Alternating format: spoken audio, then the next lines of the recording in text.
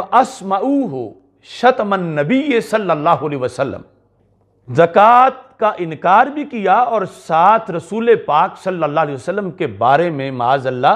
نازیبا لفظ بولے۔ فَقَالَ لَهُمْ حُذَیفَةُ رضی اللہ تعالی عنہ اسمعونی فی ابی و امی ولا تسمعونی فی النبی صلی اللہ علیہ وسلم، فرمایا میرے ابا جی کو گالی دے لو، میری امی کو گالی دے لو، میرے نبی کو گالی مت دینا۔ یہ حضرت حذیفہ بن یمان رضی اللہ تعالی عنہ، یعنی وہ چونکہ پورا علاقہ وہ لوگ مرتدین ہو گئے، اور آپ نے انہیں فرمایا کہ اسمعونی فی ابی، میں اپنے باپ کے بارے میں نازیبا لفظ تو سن لوں گا، اپنی امی کے بارے میں بھی، لیکن میں اپنے نبی صلی اللہ علیہ وسلم کے بارے میں نہیں سن سکتا۔ فَأَبَوْا إِلَّا ذَلِكَ، وہ باز نہ آئے۔ فَكَاتَبَ حُذَیفَةُ إِلَىٰ أَبِي بَکْرٍ رضی اللہ تعالی عنہ، حضرت حذیفہ بن یمان رضی اللہ تعالی عنہ نے امیر المومنین حضرت صدیق اکبر رضی اللہ تعالی عنہ کو خط لکھا کہ یہاں یہ معاملہ ہے کہ یہاں کے لوگوں نے توہین رسالت کی ہے۔ اب اس وقت کے حالات، اس وقت کی معیشت اور اس وقت اسلام کی عمر، آج تو 14 صدیوں سے زائد وقت گزر چکا ہے، اس وقت ابھی تھوڑا سا وقت گزرا ہوا تھا۔ تو حضرت ابوبکر صدیق رضی اللہ تعالی عنہ کو جب یہ پیغام پہنچا تو آپ نے یہ نہیں فرمایا کہ انہیں کوئی ایجوکیٹ کرو، انہیں کوئی آیات سنا کے انہیں کوئی سمجھاؤ کہ یہ کتنا بڑا جرم وہ کر رہے ہیں اور ایسا وہ نہ کریں۔ جب حضرت صدیق اکبر رضی اللہ تعالی عنہ کو خبر پہنچی فَاغْتَاظَ غَیظًا شَدِیدًا، تو حضرت صدیق اکبر رضی اللہ تعالی عنہ کو حد درجہ غصہ آیا یہ خبر سننے کے بعد، اور وَأَرْسَلَ إِلَيْهِمْ اِكْرَمَةَ ابْنَ أَبِي جَہل فِي نَحْوِ 2000 من المسلمین، ابو جہل کا بیٹا جو مسلمان ہو چکا تھا حضرت اکرمہ رضی اللہ تعالی عنہ، ان کو 2000 سپاہی دے کر بھیج دیا حضرت صدیق اکبر رضی اللہ تعالی عنہ نے ناموس رسالت پہ پہرا دینے کے لیے، یعنی فوری رد عمل۔ یعنی اس وقت کتنی تقسیم تھی فوج شام کے محاذ پر، خود مدینہ منورہ کے گرد و نواح میں مرتدین، منکرین زکوٰۃ اور مدعیان نبوت کے خلاف جنگیں، لیکن اس مسئلہ کے لیے فوراً حضرت صدیق اکبر رضی اللہ تعالی عنہ نے 2000 کا لشکر جو ہے وہ بھیجا، اور وہ لشکر انہیں پڑھانے کے لیے نہیں، سبق پڑھانے کے لیے نہیں، سبق سکھانے کے لیے، یعنی ان پر حملہ کرنے کے لیے حضرت ابوبکر صدیق رضی اللہ تعالی عنہ نے وہ لشکر بھیجا، جنہوں نے حضرت حذیفہ پہلے ہی وہاں تھے، یہ لشکر پہنچا تو جاتے ہی حملہ کر دیا ان پر۔ فَقَاتَلُوهُمْ، ان کے خلاف جہاد کیا، حَتَّى هَزَمَهُمْ، یہاں تک کہ انہیں شکست دی۔ وَدَخَلُوا مَدِينَةَ دُبَّا، یعنی جس کو اب دبئی کہتے ہیں، کہ وہ شکست کھا کے سارے وہ منکرین جو انہوں نے اپنا قلعہ نما شہر بنایا ہوا تھا، شہر سے باہر لڑائی ہوئی، جب وہ شکست ہوئی تو اپنے اس قلعہ نما شہر میں وہ داخل ہو گئے اور اندر سے انہوں نے گیٹ بند کر لیے۔ ان کا یہی تھا کہ یہ دور سے آئے ہوئے لوگ ہیں، بھوکے پیاسے کچھ وقت بیٹھیں گے اور پھر چلے جائیں گے اور ہماری جان چھوٹ جائے گی، چلو جتنے باہر مرے ہیں ہمارے لوگ وہ تو مر گئے، باقی ہم تو بچ جائیں گے۔ جب انہوں نے اپنے آپ کو قلعے میں بند کر لیا تو یہاں الفاظ ہیں حاصرہم المسلمون، مسلمانوں نے اس قلعے کا محاصرہ کیا، یعنی وہ 2000 سپاہی جو آئے ہوئے تھے لشکر اسلام کے، وہ ڈیرے لگا کے اس شہر کے ارد گرد بیٹھ گئے، 1-2 دن نہیں بیٹھے، نحو شہرن، پورا مہینہ بیٹھے رہے۔ یعنی جو بھی اب اس وقت کھانا پینا کیا ان کے لیے انتظامات تھے، کوئی سہولت نہ تھی، وہ یعنی یہ جو آج یعنی ہم دھرنے پہ بیٹھ جاتے ہیں تو یہ کم از کم اس وقت کا جو 1 ماہ کا ان کا دھرنا تھا اور وہ یعنی جہاد کے لیے تھا کہ ان کے سر اتارے جائیں. یعنی یہ جو ہمارے والا اب دھرنا ہوتا ہے، اس میں اس دھرنے کی مشکلات میں سے شاید یعنی وہ اگر 100 مشکلیں ہیں تو ہمیں ایک مشکل ہے اس کے لحاظ سے جو ان لوگوں کو مشکلات تھیں. اور پھر یعنی جانے ہتھیلی پہ رکھ کے کہ اگلوں کو مارنا ہے یا مر جانا ہے، اس صورتحال میں یعنی کفار کے خلاف انہوں نے دھرنا دے دیا. اور دھرنا اس مقصد کے لیے تھا کہ کبھی تو دروازہ کھول لیں گے یا ان کا اندر اناج ختم ہوگا تو باہر نکلیں گے، تو ہم جب تک ان کے سر نہیں کاٹتے ہم واپس نہیں جائیں گے، کیونکہ انہوں نے ہمارے آقا صلی اللہ علیہ وسلم کی شان میں توہین کی ہے. اب جس وقت پورا مہینہ گزرا تو بالآخر وہ تنگ آ گئے. والذین آمنوا اشد حبا للہ، جتنا مسلمان اپنے اللہ اور اللہ کے رسول علیہ السلام سے پیار کرتے ہیں اتنا اور کوئی قوم اپنے مشن سے نہیں کر سکتی. تو بالآخر تنگ آ گئے تو انہوں نے کہا کہ ہمارے ساتھ صلح کر لو.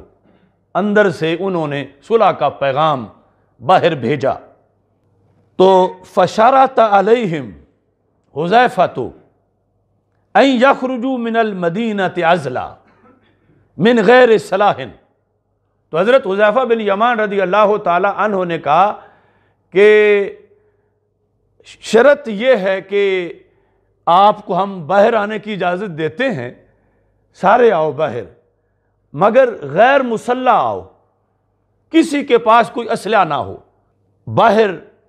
ہم تم سے مذاکرات کرتے ہیں، بات چیت ہوتی ہے، لیکن سارے کے سارے باہر نکلو اور غیر مسلح نکلو. ففعلوا، وہ تنگ آئے ہوئے تھے، انہوں نے کہا ٹھیک ہے ہم غیر مسلح باہر آتے ہیں. جس وقت وہ باہر نکلے دخل المسلمون حصنہم، تو مسلمان اندر داخل ہو گئے قلعے کے اندر.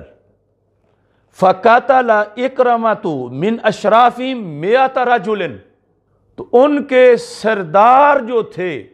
100 سردار، ان کے بڑوں میں سے 100 سردار جو ہے وہ حضرت اکرمہ نے قتل کیا.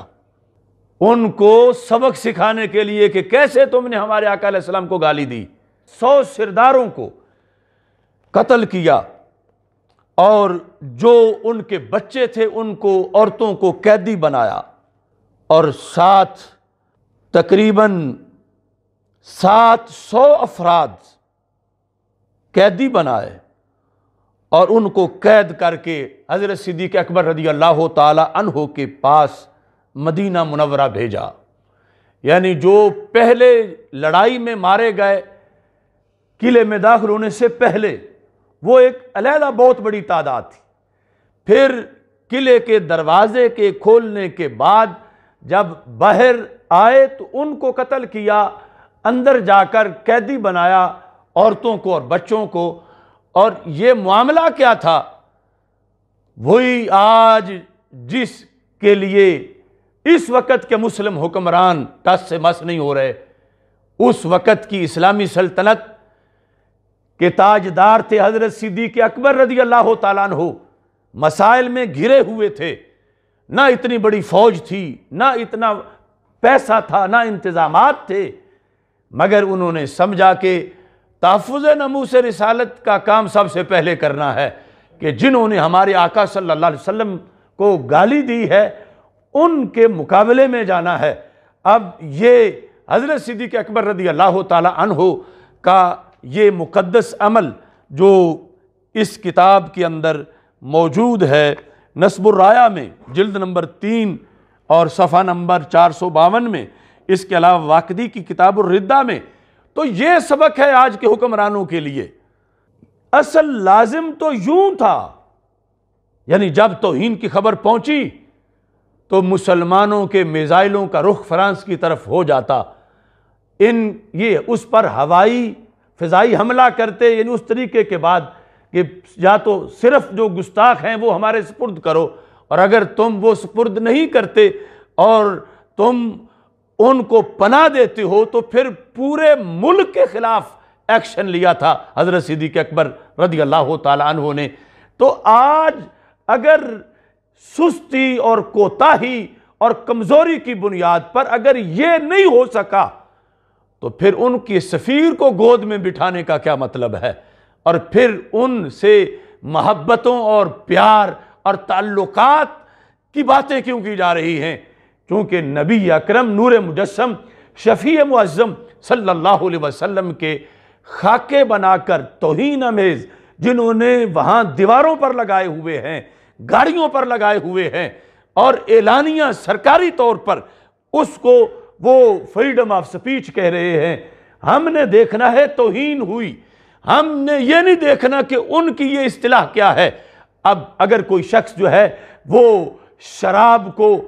جو شراب خمر ہے، اس کو مشروب کہہ کے پینا شروع کر دے تو ہم نے تو یہ دیکھنا ہے کہ پی کیا رہا ہے۔ اگرچہ وہ اس کا کچھ بھی نام رکھے تو ویسٹ اس کو فریڈم آف سپیچ کہہ رہا ہے، لیکن ہمارے نزدیک یہ توہین رسالت ہے۔ ہم حکم توہین رسالت کا جو 100% حکم بنتا ہے وہ لگائیں گے، اور مسلم امہ کے حکمرانوں پر یہ لازم ہے جو حضرت صدیق اکبر رضی اللہ تعالی عنہ نے کیا کہ فرانس پر حملہ کیا جاتا، جو گستاخ تھے وہ مارے جاتے، جو مقابلے میں آتے وہ بھی مارے جاتے، اور وہاں کے باقی جو امور تھے اس کے لحاظ سے یعنی جو جرم میں شریک تھے ان کو قیدی بنایا جاتا، عورتوں کو اور بچوں کو۔ یہ سبق یعنی یہ کام نہ کرنے کے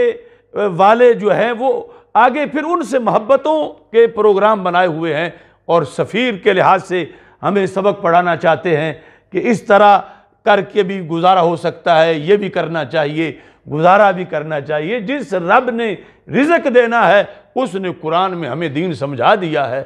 اس نے اپنے بندوں کو جب وہ اپنے دشمنوں کو کھلاتا ہے، رزق وہ بھی تو خدا کا ہی کھاتے ہیں،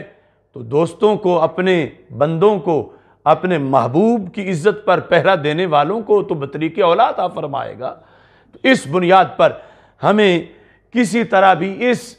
فکر کی طرف نہیں آنا چاہیے جو آج غامدی جیسے سکالر اور پھر ان کے گند پھیلائے ہوئے گٹروں میں جو ڈبکیاں لگانے والے ہیں وہ اس طرح کی باتیں کرتے پھر رہے ہیں۔ اب دیکھو ہم فالوور ہیں 14 صدیوں کے اندر جو حقیقت آئی ہے، یہ پنجاب کی سرزمین، اس کے شاہ نید قادری، ان کا فتویٰ میں اس لحاظ سے اپنے عہد میں جو انہوں نے دیا تھا